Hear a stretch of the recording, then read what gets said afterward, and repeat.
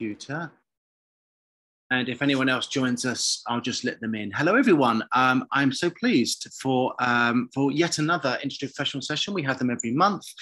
And we normally have them with casting directors, with directors, with coaches, dialect coaches, managers, agents. And I'm very, very excited for tonight's session with actor Ali Azhar in my top left Zoom window. Ali trained at Mount View, is also a trained teacher, and he has wonderful, wonderful stage and screen credits, which we can talk about. And Ali and I have regular conversations all about mindset, all about booking the job, doing how that being like a real life actor in between jobs, and also talking about purpose as well. So Ali, hello. Hello, everyone. Ali, thanks so much for joining us. Just before everyone came on, we were talking about purpose as an actor, and I'm wondering if you can kind of, dial down that a little bit, if you can kind of get a little bit specific. Yes, first of all, thank you everyone for coming today with us. It's really an honor to talk to you, and I hope like everyone can also deep in and share their thoughts and feelings, and it's a safe space. You're very good at that, Dan, holding the space for everyone and just talk about how we feel and our hopes and dreams and what we've been learning in this journey called life. Purpose, yes, it's something that I think it's something that has been driving me since I was starting to study psychology and study like human behavior and neuroscience, and being very curious about the mind and the brain and what drives us when we wake up in the morning. As an actor specifically, I think purpose can change. We can start with, we have all insecurities and we don't know, we want to be actors, and then we are like terrified of being actors, and we all go in, and then we have an audition, and we can't really shine because we have so many blockages, and because the purpose is not clear. I believe that's how I do it in my own life, trying to understand why I'm an actor. Why am I doing this self-tape? What can I offer? What can I bring in this self-tape? I can bring me, no one else. Like the famous quote, everyone else is taken. So be yourself. It will save you a lot of time and money in therapy sessions. But it's, purpose. I mean, what I mean by that is just, why am I an actor? So at the beginning, it's the curiosity of being on screen, on stage, telling stories, making people laugh, being loved, being applauded. I mean, all of these things, I think. Maybe being more confident as well, being able to speak in front of people. I was a very, very shy kid when I grew up. So that's how it started, really, to try to be more confident in my life and maybe be an actor. I think acting didn't become a profession until much later for me. That's how it started. I love when you spoke about, getting down into your why, Ali, because often we forget that. Often we forget our why. Why are we doing this thing that we are doing? Whatever it is, doesn't have to be acting. Literally, it could be anything. And I think that's so useful, because I think one of the things that actors commonly fall into the trap of is just kind of drifting, just drifting along. But actually, once we nail down into our why am I doing this thing? Then actually we can really get specific about our career. Absolutely. Every actor I talk to, or friends, when we help each other with self-tapes, or when we talk about the scene or the work and what do you want, actually a lot of them don't know. They want to be acting. And if you say, I want to be a stage actor, this is very vague as well. A stage is very rich, and you can do, do you want to do children's play? Do you want to do Shakespeare? Do you want to do modern? Do you want to do physical theater? Do you want to do immersive theater? I mean, there's so many layers. And I think that's kind of what exhausts us, because we want to be actors, but we don't know what kind of actors we want to be, or just starting by the basic. Who are we first? And what kind of actor we want to be. I think it's a common, not a trap, because I think it's not a judgment, obviously. This is just an observation. And I've been there, and sometimes I'm thinking, do I want to do more stage or TV? But this is very vague. As soon as you start to be more specific, work starts to come. There's something about abundance, like we talked about that together when we first got that musical together. I never thought I would sing on stage. I did it in drama school. I enjoyed it, but I don't consider myself as a solo singer. But then we got that audition for the Dubai gig, and we went for 3 days in Dubai to sing, and I was like, wow, I'm singing now. Wow, okay. And then that audition for the Donmar, which I mean, okay, another musical. So suddenly I'm thinking, okay, maybe I can also do musical theater, which was never in my mind before. So it's just allowing ourselves to be open to opportunities, and so yeah. And also, I just want to say that, the power of saying no is so important, because Ali, I know that you're an actor that, you don't always say yes to your auditions, which I love, because actually it's saying, thank you, but not this time, because there's something else there. And it's having that trust. Often actors kind of, we have to say, we think we have to say yes to everything, when we don't. We can just say, not this time, thank you. Yeah. Whatever it is. I have few memories when I was, because I love listening. I love actors, really, really love actors and what they do. And I think we really can be proud of the journey we're taking, even if we don't work. Just the mindset of being an actor, telling stories, is something that is valuable in our society. And we need it even more now, with all the crises that are going on in the world, and not just about entertaining people, but really connecting people to each other and telling stories that we've never heard before. It's nice to go watch Hamlet, but I would like to see something else sometimes, But going back to saying no, that is something I learned as well. At the beginning, you don't know. I was very open. I thought, okay, maybe I need to say yes to everything, and it again, because I didn't know what I wanted to do, so I would say yes to everything, and I would end up getting jobs that I kind of knew I didn't want. So it would make me feel very bad to say, okay, what do I do now? So I feel miserable now. I'm doing this play for 6 weeks and I don't like it, and I knew I wouldn't like it. But do I do it for the money? And it's fine if it's for money. I mean, we all need to pay our bills, and sometimes we have circumstances that don't allow us to be able to say no. But when you start to say no, there is something very empowering in saying, I start to being specific about what I want to do. So I'm narrowing my vision is very clear. I want to be an actor, but specifically, I want to work on that type of stories or that type of medium, stage or television, and or certain directors that I want to work with. And I am more of a comedic actor, or maybe I love physicality. So I will work on that and specifically develop that. So you develop your strength, but you don't forget the rest. You can still work on your American accent, which we know, Chris, thanks to you, where I have my sessions. I had my few sessions with him during the lockdown, and I'm still in the program with the American accent. So just and with Bernard as well. Hello, Bernard. So, we try to develop other skills, but you have to be specific. And I kind of forgot where I was going with the question first, but so saying no, like Denzel Washington talked about that when he started his career.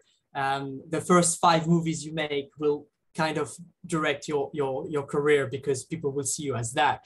And Mads Mikkelsen as well, when he started acting at 30 with his first film Pusher, which I recommend, it's really good. He used to say no, and he talked about that with his agent, and his agent would say, but Mads, you're no one knows you. And he said, I know, but I don't want to do that. And in his Danish way, maybe, I don't know if it's in the culture, just to be able to say no. I'll wait. I'll wait for my opportunity, and that really inspired me to be able to say, you know what, I think I'm going to start to say no as well. And it doesn't stop you from getting auditions. It's quite the opposite, actually, I think. Yeah, absolutely. I remember when we spoke about the job in Dubai, Kulthum and the Golden Era. you were talking to a family friend or member of your family, and you were saying this story is just means so much being told Yes. right now in Dubai. Yeah. Yes. So Kulthum is kind of, she's an opera singer, and she's called the fourth pyramid of Egypt for a reason. She was like the Maria Callas of Egypt, and she's known in all the Arabic world. Even non-Arabic speakers can also know about her because her music can speak to everyone, even though you don't need to understand the language. And I grew up listening to that with my mom singing it in the kitchen. I mean, it's the cliche of my mom cooking and me watching, helping her and listening to Kulthum. And then we got that opportunity, and I thought, oh, that's great, but I'm not really a singer. Okay, let's audition, let's see. And I remember it was a last minute audition. Yeah. 5 pages and 3 characters. It's one of these jobs where opportunities where you finish work and you go home and you almost want to not send the tape because you're just not in the right mindset. Yeah. But the drive, the purpose, I did it for. It was clear it was for my mom. Yeah. So I said, Mom, I'm going to audition for this and I'll get it. And I got it, luckily, but the mindset was there. It had a meaning for me to tell that story. It was really exciting, and I'm obviously very privileged and lucky to go to Dubai and do it for 3 days, and people loved it. Amazing. This is a two-way conversation, by the way. So if anyone has anything you just want to kind of, chip in with or anything like that, just, put your hand up or raise the thing in the chat, anything like that. Daniel, do you have anything for yourself? I mean, I know you like that quote a lot, by the way, be yourself because everyone else is taken. Yeah. That's my favorite quote, and I think it was my first ever Instagram post, and for 2 years it was my only Instagram post. I was listening. I'm just interested to know, you said about our why, and I think that we all I get inspired by listening to other people's stories. So what is your why? I'll answer with another question. When people say, what do you do in life? And you say, I'm an actor. And people say then, well, where can I see you? That's when it gets a bit tricky. Well, I'm looking for work. I'm trying to audition. And it's kind of a rabbit hole. So it's actually depressing because you realize, well, I actually don't have anything to say, really. I'm an actor, but that's it. So I kind of changed my mindset with that. And that's my why. I say I tell stories. So first, basically it's the narrative. It's the story we tell ourselves. I really believe in that. When we say to ourselves, I'm not very good, I'm not sure about this, we start to doubt. And when we get an opportunity, it's really hard to be 100% and shine and be our best selves.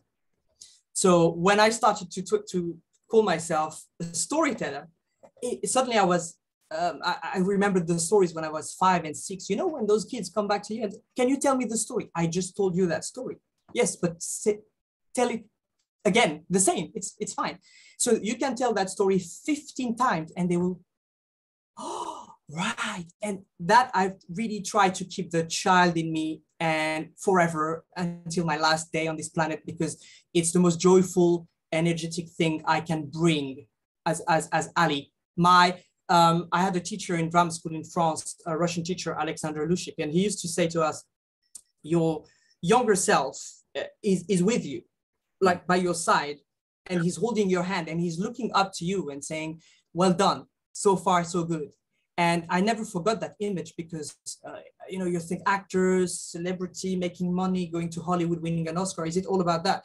No, it's about the little kid, the little you that is looking up to you and saying thank you so much for living, for going forward, for telling stories, for following your dreams, because many people can't afford to follow their dreams, or they don't have the possibility to keep following their dreams, or sometimes they don't even know what their dreams are. So my why is I want to tell stories.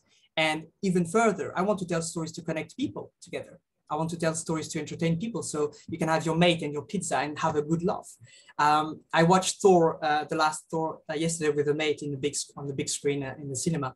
And I was just like a 5-year-old watching a big action movie with Chris Hemsworth and incredible Christian Bale, by the way, if you haven't seen the movie, all these actors. And I thought, oh my God, that's such a great job. When people say acting doesn't save lives, I completely disagree with it.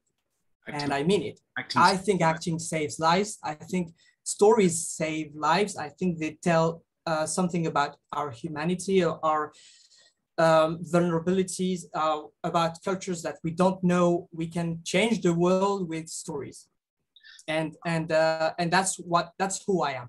So I can say I'm an actor, or I can say I'm a storyteller. When I say I'm a storyteller, suddenly people widen their eyes. So what kind of stories? And I can talk about that for hours. We can go from Charlie Chaplin to the last Marvel movies, to the silent films, and to the Tarkovsky cinema, the Russian director, and being open to all the animation films, the Pixar movies, Toy Story, all of these things. And I have like goosebumps just talking about it, because that's suddenly, okay, this guy loves it, and I will get, I will find work as an actor. It's funny you mentioned, it's funny you mentioned goosebumps there, because as soon as you came up with the visual, Ali, of you and your younger self there, I was like, oh yeah, I feel that. Yeah, I feel that. Yeah, totally. We spent a lot of time the first year in acting. So I was in Paris. I studied classical theater, and incredible school, different methods, the classic, the Lecoq, the improvisation, the Stanislavski, all these methods. But what was really for me striking is the work on the self, when we would have to tell a real story, a true story, and then tell a lie. These kind of drama school exercises, but you have to tell the lie so that people don't know it's a lie. Yeah. And I thought, oh my God, that's what we do. And yeah, but you have to be convinced that what you're saying is true. And you almost start to believe it, which is a little bit schizophrenic. You're like, wow, this is really powerful. Yeah. And that's why we have a responsibility as storytellers. And that's why I keep saying storyteller. Yes, I can say actor. We are storytellers, and we matter, and it's really important. And the younger self is looking up to us every day. You don't need to think about it, but sometimes when I feel a little bit low, I look at Ali at 7. He's like, hey, that's pretty good so far. 2022, you've been to Dubai, you've done this, you've done that, you're learning a new language, you do that. And I'm like, you know what? Thank you, mate. That's really nice.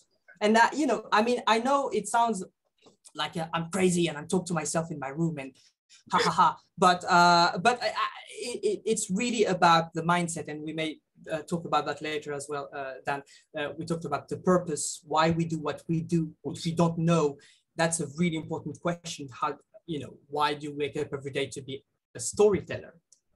And I just want to, just at this point, just because you mentioned about telling a story, one of the best stories I watched last year was the show Landscapers, which you were on. And I don't know if anyone has seen it. It was on Channel 4, I think. Or was it Sky? Sky HBO, yes. Sky HBO. And Ali was in the very opening scene with Olivia Colman, just Olivia Colman and Ali. And it's just the most wonderful show. If you haven't seen it, do really, really highly recommend. It's a true story.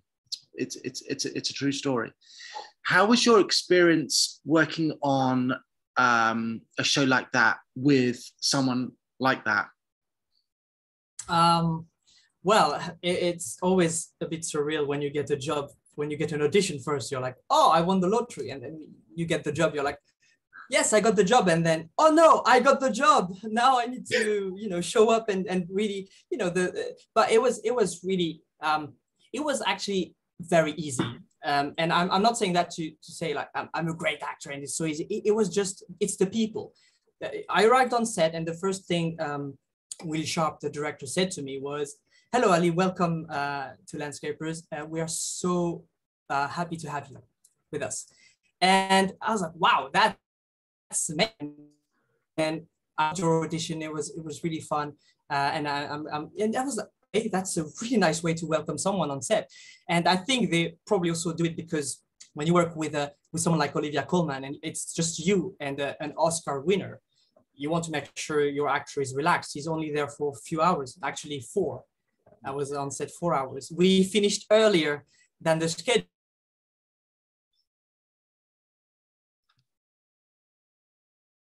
You just finished earlier than the schedule. Oh, have we lost? Have we frozen? Yeah. Oh, unfroze. Trailer. And she was. You froze that. You froze there, Ali, for just a little bit. You. Yes, I can see. I can. Am I back? You're back now. Yeah. Great.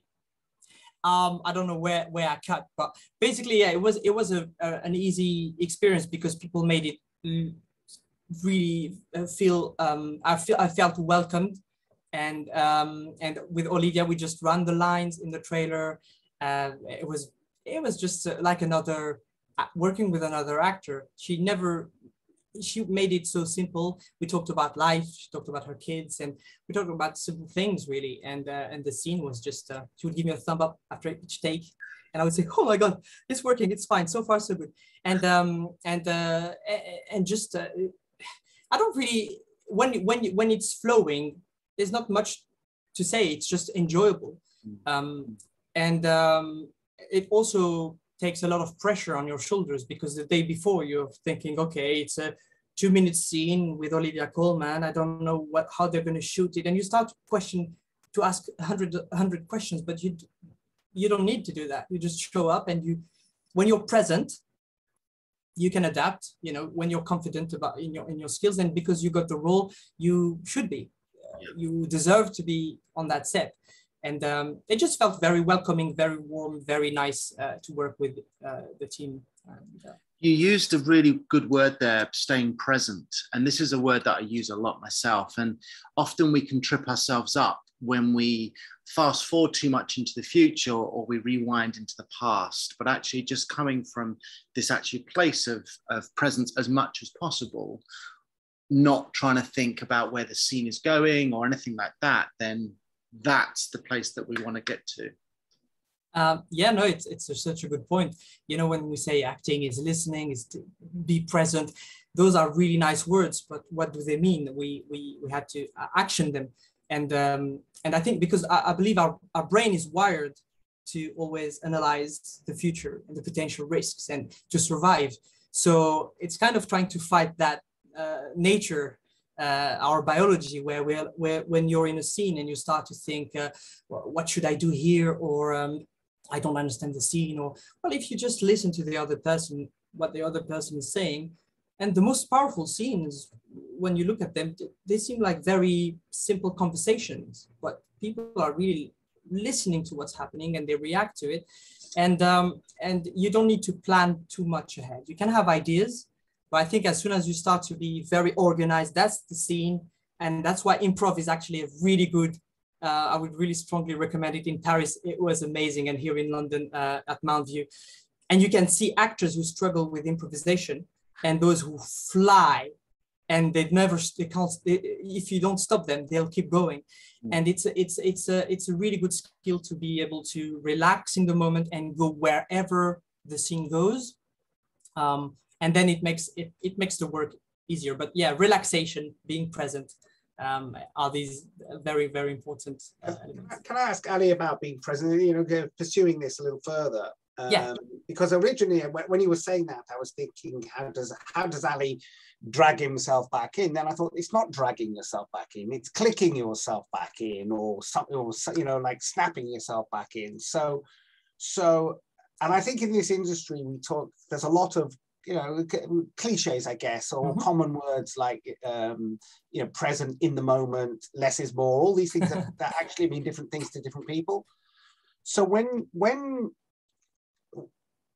the pressure's on, which again is debatable whether it's pressure on or not, but when you're when you're in that situation and you can feel yourself going down the negative mindset, maybe, how do you? I can give you an example on landscapers. So I think after take 5, 6, 7, I can't remember exactly, they were about to roll. So everyone was in place and I was ready and my lines all disappeared.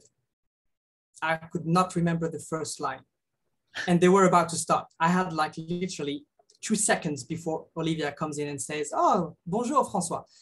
And I was, where is my line? Where is it? Hello, can someone help me?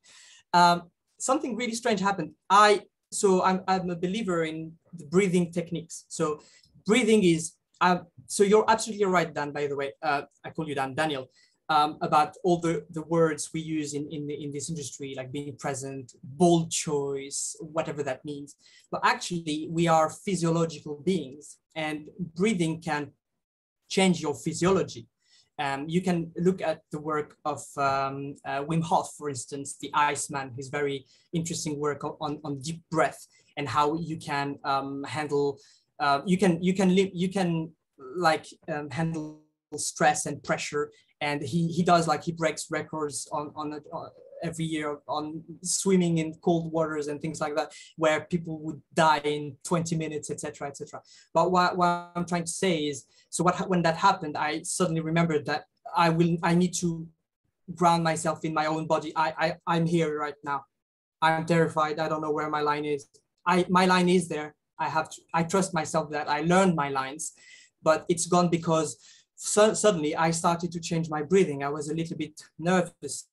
And I started to think, oh, okay, how do I do this scene? And is it good? No one is saying anything to me. Screen is very fast paced. And when someone told me, if they don't say anything to you, Ali, that's good. Just keep doing whatever you're doing. It's not about you. That's another thing we can talk about, Dan. I really believe in that. It's not personal. It's not about us. It's about everyone else around you, the camera, the angle, the lighting, everything. So I started to breathe slowly. That's all I,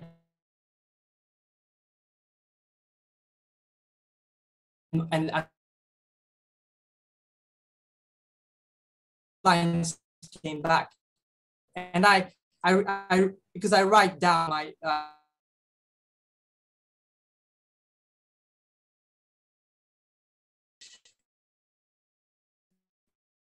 but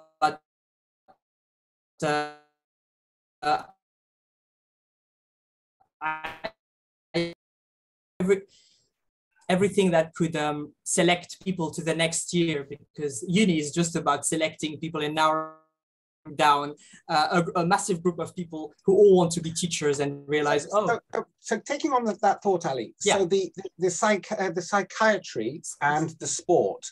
Yes. I don't know what my question is, but I'm interested in how you've continued those two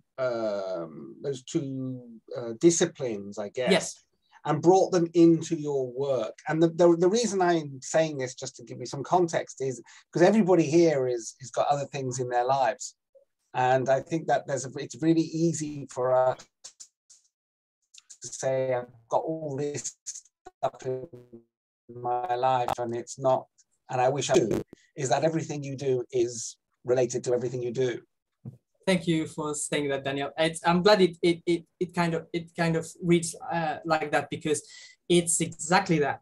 Everything I do, I study, I learn, it's always connected to my journey as a human being, but understanding other people. And the consequence of that is it nurtures my acting journey as well.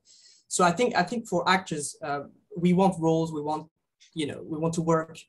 But if we study, like when we don't act, what do we do? So for me, is just the curiosity of, I love learning. And I think when we stop learning, that's when we start to be bored, and maybe we start to watch too much telly and we start to feel empty. And then we regret that we watched too much telly because we could have learned something. And I had friends during lockdown telling me, I haven't done anything in 2 years. I feel so bad. And I'm like, no, you survived 2 years. You have, be proud of yourself. Not everyone can learn, I don't know, a language or a new skill in 2 years. And some people did, and great for them. But I think it's self-compassion. That's another one. It's really important for me. It's something that I've been nurturing as well, and being kind to yourself. But back to what you said, Daniel, when I studied psychology at uni, it opened up a whole new world for me as to understand human behavior, but associated with sports, because to become a PE teacher, I was surrounded by highly, highly skilled athletes at uni.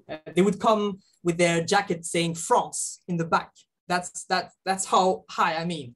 So I would look at them training session, track and field, 100-meter, and this guy is training to be a French champion. He wants to go to the Olympics. So I would be with these guys and I said, I want to learn. And I had my sports abilities are average. I'm not exceptional, but I was learning from the best. And what I learned with them is the mindset they have, because failure is not a problem for these people. Every successful people can tell you they failed a lot. And I would watch them and say, but how do you recover? How did you recover from that injury? And now you're, yeah, I know, Ali, and I will tell you. And it's because or when you run 100 meters and you run 1/10 faster, it's a victory. But it's just 1/10. It's massive, Ali, because it's the next time I will run faster and I will run 1/10 faster, and it adds up. It's the tiny, tiny little wins, and it changed my mindset. From that on, I never looked back. My biggest inspirations have always been athletes for that reason, because of their ability to recover from failure. And for actors, and when I came to acting, I looked at people talking about rejection when they got an audition, and I was like, wow, I mean, you've been seen. That's amazing. That's a win. And yeah. when I don't book a job, I think, Daniel, Dan, you can tell sometimes I say, well, it's their loss. That's okay. I'm fine with it. No. I would actually have done a great job, but that's okay, because it wasn't for me. Yeah. So this is kind of the mindset that helps me keep going. And it's not a lie. It's truly what you can tell yourself is, I'm worthy, I'm skilled, and if you keep growing, if you keep learning about how do we function as human beings, biologically, psychologically, psychiatrically, all of these layers, sociologically, anthropologically, philosophically, like philosophy, the Stoicism, for instance, has been very helpful during lockdown. Well, I was reading about Marcus Aurelius and the simplicity of life and how not to worry about things I can't control. And I thought, okay, right. I can't control the pandemic, but I can control what I can do today for myself. So maybe let's learn how to bake a vegan lemon cake today. And it's actually not as hard as it sounds. You don't need eggs to bake a cake. And I thought, okay, cool. So now I can bake vegan lemon cakes for my housemates, or learning new skills. Lots of courses have been opening during lockdown, and more now, Open University, Coursera. So you can learn a lot of things online with your cup of tea at home and expand your brain. And on occasion, working out, exercise, very, very good. Walking, you don't need to run a marathon. But yeah, you're right. It's all connected. So I feel like it's a holistic, how do you say that in English? Sorry, my French brain is trying to hijack me now. But yeah, it's a holistic view I have in my life. Everything I do starts, starting my day to the end. Even if I'm at work, it's a stressful day. Sometimes I tell myself stories. I'm on the set of a Wes Anderson movie. When I was a sous chef, we had really tough Saturdays, and I was cooking. I thought, this is the set of Wes Anderson, and I'm just a sous chef for his next film. And I would just tell myself the story, and my chef would look at me, Ali, are you okay? Why are you smiling? We're like so busy. I said, I know, but chef, it's great. I'm enjoying this. I go home, I have a nap. The day's, whatever.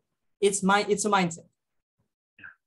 Sorry, I talked way too much. No, it's absolutely fine. No, I actually quite fancy a cup of tea and some lemon cake right now. So, and by the way, this, we've got about 20 minutes left. So if anyone wants to kind of, contribute, do kind of put your hand up. Yeah. Or, anything that we're talking about. It's all really interesting. Hey, Lorna.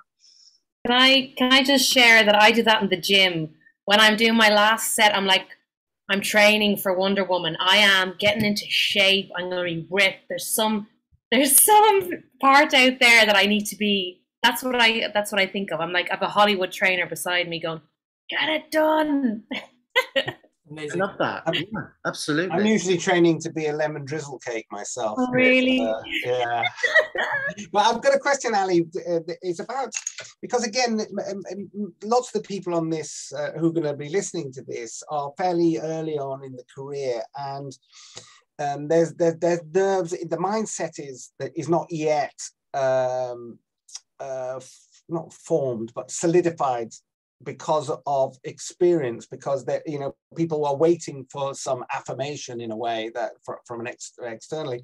So can you talk to the difference between when you, before you got your first proper job, I mean, you know, the profile job, I guess, between the first, between not having one and having one, what sort of shift that you learned from that you can pass on to other people?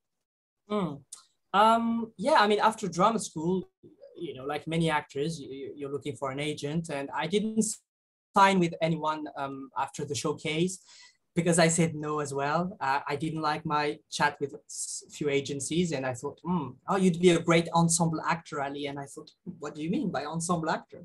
You know, reducing me in a box, or I don't have a dancer, so you'd be really interesting. And I'm like, okay, have you read my CV? I danced, but I am not a dancer. I trained in a dance school, but if you know, things like that. So I was able early on to say no.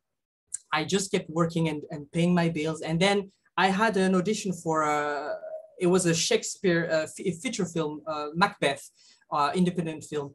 And they were looking for Ross. So I auditioned for that and I prepared as I would do for anything. And I got, that's my first professional job. So it's not paid, but it was professionally produced. And it's still in post-production. But that it's been a long time ago, but I think they had some issues with editing and everything. But the point is, I had that's the first confidence I had to play Shakespeare. So because speaking in English is one thing, but acting in English as well, for me, it's a lot of work and mental energy. It's getting better with the years. And, but I was very proud of that first gig. And right after that, I got my first professional job at the Arcola. It was a play.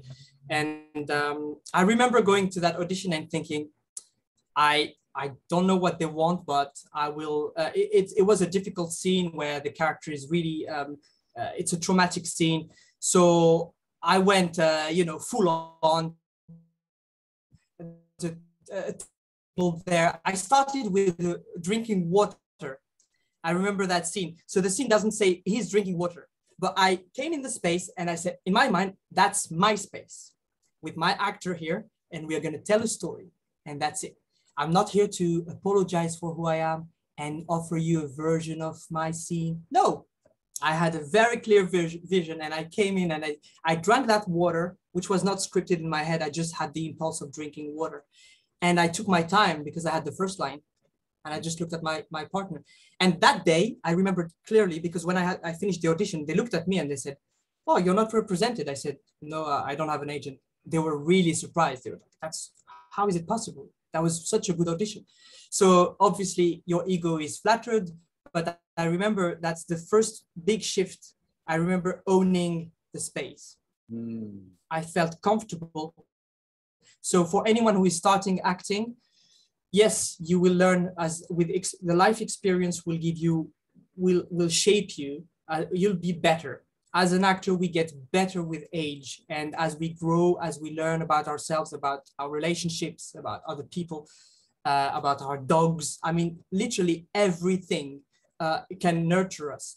But the first thing I would say is just when you go to an audition, and that's what I did, and I got the job, is really to say, I am enough, and this is what I'm offering for this role. That's my version. If you give me a direction, no problem.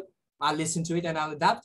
But the first one has to be 100% what you feel, what you think is the character. And the room is yours without apologizing. So that was a massive mindset shift for me, where I felt comfortable. And if I can follow up with that, I was listening to Dacre Montgomery, the actor in Stranger Things, who talked about that. He after drama school and gigging here and there, it was only on Stranger Things when he played Billy that he owned his craft for the first time, because the writers would ask him, so Dacre, what do you think about Billy here? What should be his arc in season 3? So they gave him so much freedom and creative space. And for the first time, he felt, oh, I have a voice. And he did an incredible audition, and he's obviously very good actor. But can you imagine? I'm talking about someone who's in one of the most famous show of all time, and it's only now that he realizes that he can own his craft and his voice. That is a really good example there, Ali. And I just want to note this for everyone, that if you haven't seen Dacre's tape for his role on Stranger Things, it's on YouTube. Just Google it.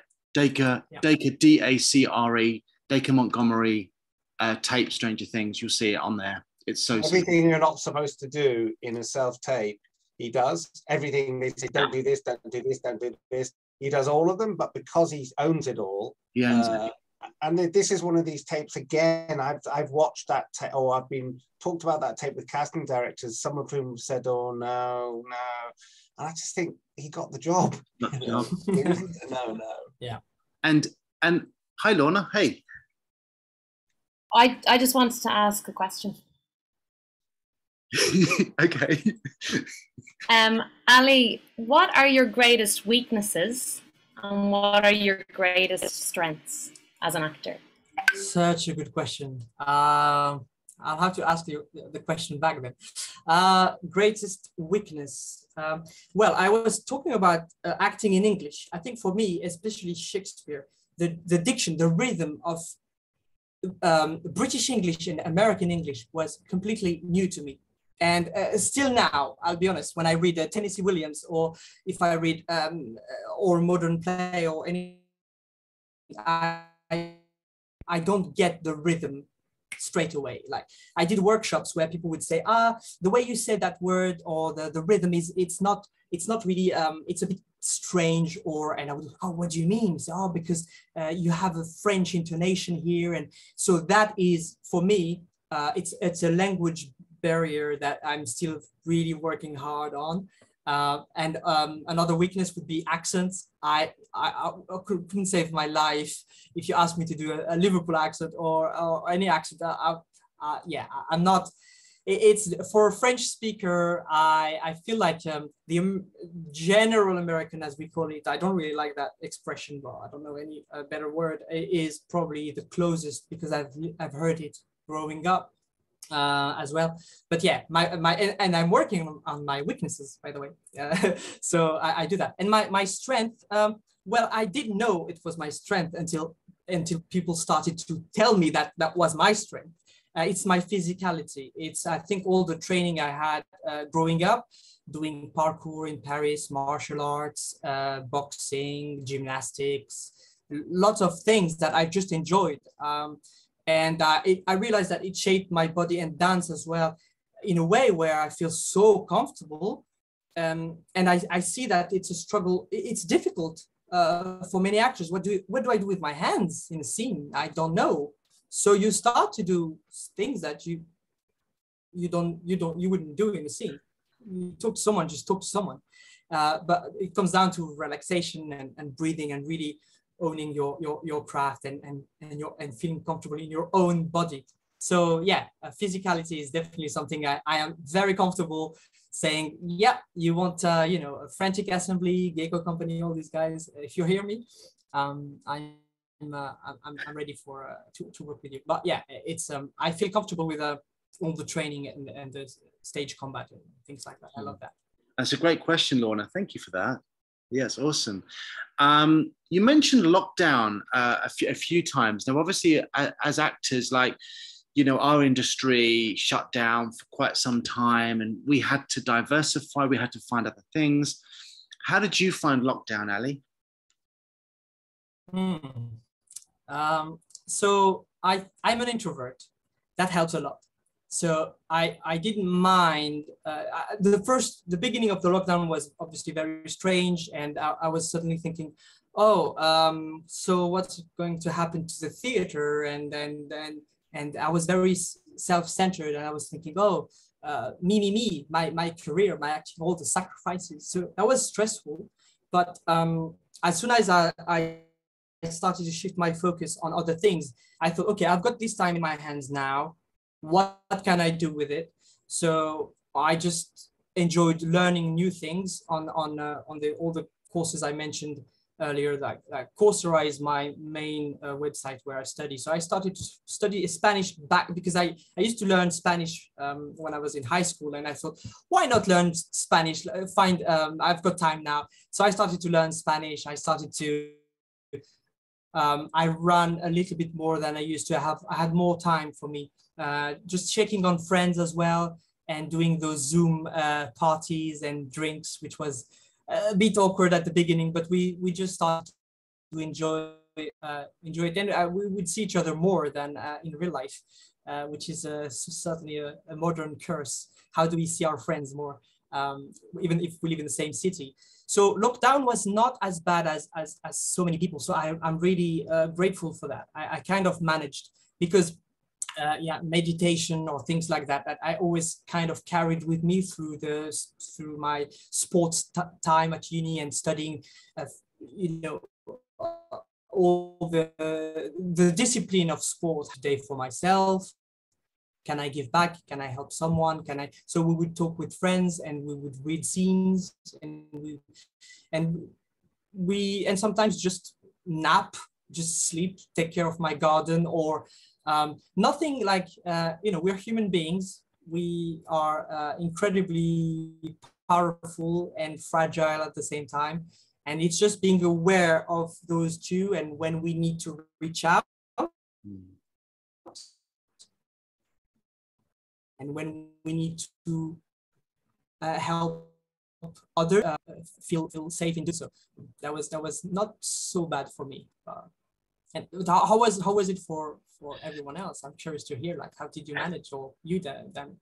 Yeah, I mean, for me, I'm the same. I'm an introvert. I actually quite enjoyed it, and I totally get what you say about, we are human beings. We're not human doings. I say this a lot. It's just coming back to the thing that feeds us, whether it's a nap, whether it's a walk, or going to the gym, or meditation, or anything. So yeah, I can completely relate. We've got about 5 minutes left, by the way. So sorry, it's interesting, Danny, because in a way I'm the opposite. I'm an absolute, my diary is scheduled so I wake up all the way until 10 o'clock at night. And it's interesting because my lockdown was very different. I started up a whole new business and blah, blah, and lots of work. And it's very interesting. And the reason I'm saying this is not to say, hey, look at me, or hey, look at Dan, but how it takes all sorts. And if you're with the right people, and it is the right people for you, you can do your thing, be yourself, but still, it's going to sound bad, but not feed off other people, but feed with other people. How, like, for example, you tonight are very inspiring, really great energy. And, I wouldn't come into a thing like this. I need any more inspiration. I'm already totally inspired, but still there is more. And anyway, so that's whatever I was going to say. Thanks for sharing, Daniel. I have a quick question. I read on your on the email that you studied at Broadway Dance Center, and I did too. I just want to know what you studied and with who. Oh, I love amazing. Yes, it was 2012, 2011. I'd already moved away. I did the International Student Visa Program, the ISVP. So I started there with, I think we had like 18 hours a week of class. Okay. So I started with hip hop as a major. And I remember I chose hip hop deliberately because, I went to a dance school without being a dancer, by the way. I was kind of a mover in drama school, and I had a little bit of contemporary dance at uni, where my teacher was very supportive and really encouraged me to actually become a dancer. But I didn't have that confidence. So I arrived in New York and I thought, okay, you know what, I'm going to to the hardest class I can find. Hip hop, great. I can't remember all the names of the teachers, but that was my major. And then I would do contemporary, jazz, break dancing. I would do everything. Basically, I was trying to soak. And I remember the mindset. I was like, Ali, you're not here to be a Broadway dancer, whatever. You are here to learn. Like, you are a toddler looking at the world. So take as much as you can. And it was an amazing experience, because when you so I didn't speak English, by the way. I think I could say, hello, my name is Ali, umbrella, door. I think the kind of words you learn in school that are useless. Yes. You're like, what can I do with an umbrella and a door? I mean, probably a lot of things if you can, but in a conversation, it doesn't take you very far, or people think you're just crazy. But so yeah, I studied there, and I think, what was her name? Luam, was it? Luam, yes. Yes. So she's hard. Oh my God. So I didn't know that. I just saw a lot of people in the class. So I thought that must be a good class. I go there, I do the intermediate course, and people start to say, oh, have you seen this guy and that person and that person? Yeah, he's dancing with Beyonce and he's on tour with Madonna next month. And I was like, what? I am with famous dancers in this class. This is amazing. And I remember hiding in the back of the class, so no one can see me. But the problem is, the teacher would say, okay, turn the other way, you face the wall. No one faces and I was in the front. Yes. Doing hip hop in an interview. So that teaches you a lot. So you either increase your confidence incredibly, and your ability to sustain not knowing and being able to really go through the struggle but enjoying it, or you run away and you disappear in a liquor hole. Well, good for you. But yeah, good for you. Yeah, thank you. It goes to what you said about, and I agree, being an actor is you're being other people's glass and things like that. Just because it's expanding your experience in this world as a human being. So good for you. I love that. I love that. Amazing. Yeah. Thanks, Kudra. Thanks for being here. I've written down so many wonderful sound bites that you've said, Ali. Take up space, and you are enough, and acting saves lives. It's just been wonderful. Would anyone else has anyone else got anything before we? I just want to say hi to Ali, not having seen him since we were together in Chris Lang's classes, and greet almost the only other person good lockdown. I loved it. So much me time was handed to me on a platter in a way that I never thought would happen. And I really relished it, but I've got into such trouble telling people that I don't say it anymore. But thank you, Ali. Thanks, Bernard. That's awesome. Daniel or Lorna, anything else to end the session with? No, I think it was no, not for me. I think we bled him dry. Not dry, actually. I just want to say it was so inspirational, Ali. Thank you so much. It really just sparked a lot of things inside. And it was very motivating. I really loved it. Thank you. Thank you so much. That's really kind. I believe that, emotions are contagious. I use that word very carefully, especially nowadays, but it is. If we bring enthusiasm and positivity, it will spread.